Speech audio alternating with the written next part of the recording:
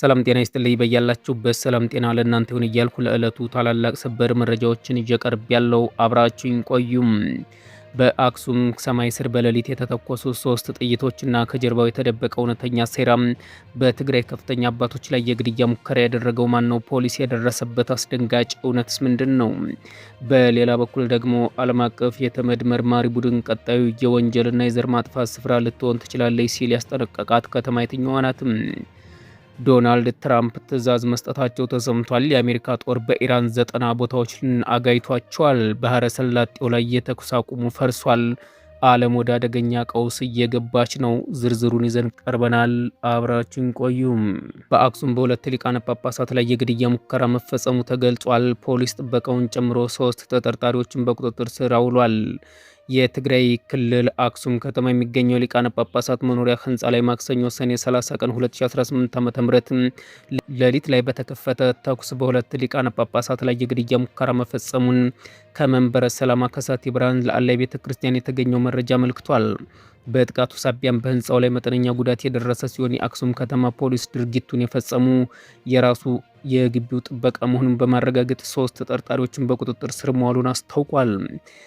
ላይ ቤተ ክህነቱ ረቡዕ ዕለት ባወጣው መግለጫ መሰረት ጥቃቱ ያነጣጠረው በብፁዕ አቡነ ናትናኤልና በትግራይ አባቶች የተመሰረተው ሲኖዶስ ዋና ጸሐፊ በሆኑት በብፁዕ አቡነ አረጋዊ ላይ ነው። ተኩሱ የተከፈተው ሌሊት 6 ሰዓት ከ30 ሲሆን አባቶች ተኝተው በነበረበት ወቅት በተለይም በአቡነ አረጋዊ መኝታ ክፍል ላይ አቅጣጫውን አድርጎ እንደነበር ተገልጿል። ክስተቱን አስመልክቶም ለአገር ውስጥና ለዓለም አቀፍ ሚዲያዎች ማብራሪያ የሰጡት አቡነ ናትናኤል በወቅቱም 3 ጥይቶች መተኮሳቸውና አንደኛው ጥይት አቡነ አረጋዊ ያረፉበት ህንፃ ላይ አርፎ ብሎኬቱን በመገንጠል መጠነኛ ቃጠሎ ማስከተሉን አረጋግጠዋል። ግቢ ውስጥም የነበሩ የጥበቃ አባላት ተኳሹ አነጣጥሮ ከተኮሰ በኋላ ማምለጡን አንደኛው ዋርድያ ወደ ሰማይ በመተኮስ ሊከተለው ቢሞክርም እንዳልደረሰበት መናገራቸውን አባቱ ጠቅሰዋል። ይሁን እንጂ ዕለቱ ክስተትን ተከትሎ ምርመራ የጀመረው የአክሱም ከተማ ፖሊስ የወንጀል ምርመራ ኃላፊ አሰፋ ገብረ ማርያም ለትግራይ ቴሌቪዥን በሰጡት መግለጫ በጥናቱ የተተኮሰው አንድ ጥይት ብቻ መሆኑን ድርጊቱን በራሱ ጥበቃው መፈጸሙን አረጋግጠው አስታውቋል። በዚህ መሰረትም ዋናው ተኳሽ ጥበቃን ጨምሮ 3 ተጠርጣሪዎች በቁጥጥር ስር ውለው ምርመራ እየተደረገባቸው ይገኛል። ጥቃቱ የተፈጸመው አቡነ ናትናኤል በቅርቡ በትግራይ ክልል እየተካሄደ ስላለው የግዳጅ ወታደራዊ አፈሳ የተቃውሞ አስተያየት መስጠታቸውን በማህበራዊ ሚዲያ ይቅርታ የሚሉ ድምጾች በበረቱበት ወቅት ነው። ይሁን እንጂ አቡነ ናትናኤል እውነት መስሎ የታየኝና የተናገርኩት በማለት ይህ የጥይት ተኩስ ክስተቱን ከተናገሩ ሀሳብ ጋር ይገናኛል ብለው እንደማይገምቱ አስታውቀዋል። ወደሚቀጥለው መረጃችን ስናልፍ የተባበሩ መንግስታት ድርጅት የሱዳን አልፋሽር የተፈጸሙት ግፎች የዘር ማጥፋት ወንጀሎች ምልክቶች ያሉባቸው ሲል የተመድ መርማሪ ቡድን አስታውቋል። የሱዳን ፈጣን ድጋፍ ሰጪ ኃይሎች RSF በሰሜን ዳርፉር አልፋሽር ከተማ የፈጸማቸው መጠነ ሰፊ ጥቃቶች የዘር ማጥፋት ወንጀል ግልጽ ምልክቶች እንዳሉባቸው የተባበሩ መንግስታት ድርጅት የሱዳን ነጻ ዓለም አቀፍ እውነታ ማውጣት ተልዕኮ ባወጣው አዲስ ሪፖርት አስጠንቅቋል። ድርጅቱ ሐምሌ 1 ቀን 2018 ዓ.ም ባወጣው መግለጫ አስቸኳይ እርምጃ ካልተወሰደ ተመሳሳይ ጥቃት አካሄድ በኤል አብየይር ከተማ ላይ ሊደገም እንደሚችል ገልጿል። የተባበሩት መንግስታት ድርጅት መርማሪ ቡድን ለ18 ወራት የዘለቀው ከበባን ተከትሎ በጥቅምት 2017 ዓ.ም በአልፋሽር ከተማ ላይ የተሰነዘረውን ጥቃት መርምሮ ይፋ ባደረገው መረጃ መሰረትም በጅምላ ግድያዎች፣ ስልታዊ የሴቶች እገታዎች፣ የጅምላ አስገድዶ መድፈር፣ ማሰቃየትና አስገድዶ መሰወር ወንጀሎች መፈጸማቸውን አረጋግጧል። ማስረጃዎቹ እንደሚያሳዩት ጥቃቱ በተለይም አረብ ያልሆኑ ማህበረሰቦች በተለይም የዛግዋና የአፋር ብሔረሰቦች ሙሉ በሙሉ ለማጥቃት ታስቦ ሆን ተብሎ የተቀናጀ ዘመቻ መሆኑን መርማሪዎቹ በጥናቱ አመልክተዋል። ይህ አዲስ ግኝት መርማሪ ቡድኑ የካቲት ወር ያወጣውን ሰብአዊ መብት ጥሰት ሪፖርት ይበልጥ የሚያጠናክር ሆኗል።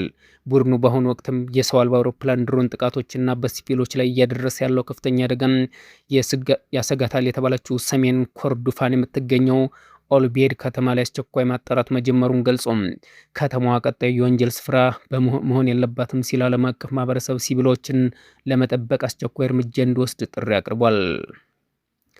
ወደ ቀጣዩ መረጃችን ስናልፍ አሜሪካና ኢራን ወታደራዊ ግጭት። አሜሪካ በኢራን ላይ የሰነዘረችውን አዲስ ጥቃት ተከትሎ ቴህራን በባህረ ሰላጤው ሀገራት ላይ ያጸፋ እርምጃ ወሰደችም። የሁለቱ ቀናት ጥቃት ብቻ 14 ሰዎች ተገድለዋል። ዋሽንግተን ቴህራን አሜሪካ ሐሙስ ማለዳ በኢራን ወታደራዊ ይዞታዎች ላይ ሰፊ አየር ጥቃት የሰነዘረች ሲሆን ቴህራን በባህረ ኩዌትና ኳታር ላይ ሚሳኤልና የድሮን አጸፋ እርምጃ መውሰዷን አስታውቃለች። ይህ ኃይል እርምጃ በፋርስ ባህረ ሰላጤ ያለውን ጦርነት ለማቆም ተደርሶ የነበረውን ጊዜ የተኩስ አቁም ስምምነት ሙሉ በሙሉ አደጋ ላይ ጥሎታል። የአሜሪካው ፕሬዚዳንት ዶናልድ ትራምፕ በሆርሙዝ ሰርጥ በንግድ መርከቦች ላይ ተሰነዝረው የኢራን ጥቃት ስምምነቱን ያፈረሰ ነው ካሉ ከሰዓታት በኋላ አሜሪካ ማዕከላዊ ሴንትኮም በኢራን የሚገኙ 90 የሮኬት ማስወንጨፊያዎች ማኮኮቢያ ኢላማዎች ላይ ጥቃት መፈጸሙን የሚያሳዩ ምስሎች ለቋል። የአሜሪካ ባህር ኃይል አምስተኛ የጦር መርከቦች ዋና መስሪያ ቤት በሚገኝባት ባህሬን ውስጥ የደህንነት ማስጠንቀቂያ የተሰማ ሲሆን የኢራን እስላማዊ ቤት ዘብ ኃይል በባህሬንና በኩዌት ላይ ጥቃት መፈጸሙን በይፋ አምኗል። የኢራን ጤናና ሕክምና ሚኒስቴር የህዝብ ግንኙነት ኃላፊ ሆስኒ ኬርማንቹትር በበኩላቸው አሜሪካ ማክሰኞ ረቡዕ በፈጸመቻቸው ጥቃቶች አጠቃላይ 14 ሰዎች ሲገደሉ 78 ሰዎች መቆሰላቸውና 170 ያህሉ ደግሞ መሞታቸውን በኤክስ ገጻቸው አስታውቋል።